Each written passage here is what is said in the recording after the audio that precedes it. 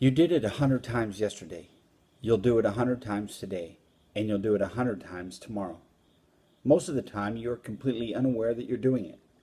It is a major part of what it means to be a rational human being. You never leave your life alone. You are constantly trying to make sense out of the situations and experiences of your life.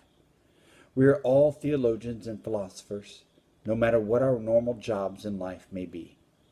Every one of us is an archaeologist. We dig through the mounds of our own little lives to make sense of the civilization that has shaped us. Because we all have this inner drive for life to make sense, we are all in a constant conversation with ourselves. You really do talk to you 100 times a day. Most of us have learned that it's best not to move our lips or people will think that we're crazy, but we all do it.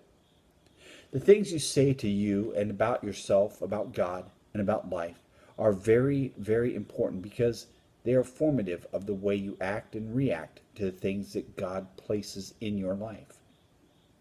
In those silent and private conversations that you have with you, you are remembering God's grace or you're not. When you remember God's grace, you tell yourself that you're not alone, that you're not left to the small batch of your own resources, and that you have been graced with all that you need right here, right now, to be what God has called you to be and to do what God has chosen for you to do. When you remember God's grace, you are also reminded of His presence and His promises. Ultimately, human rest is not found in measuring the size of your righteousness, strength, and wisdom against the size of what you're facing. No, rest is found when you compare the size of what you're facing to the person, presence, character, power, and grace of the one who is with you wherever you go. What is God's best gift of grace? The answer is easy: Himself. God knew that our need would be so great that the only gift that we would meet our need would not be an it or a thing. No, grace means that He meets our deepest need with the greatest, most transformative of gifts. He willingly gives us Himself.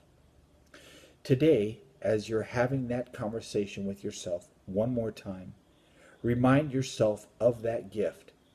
And as you do, rest in the fact that because you have been given the gift of gifts, you are never alone and never without the resources that you need. Today's scripture reading is Psalm 23, and a thought for the day. Grace means you can never say that it's too hard, that you've been left on your own, or that you simply don't have enough.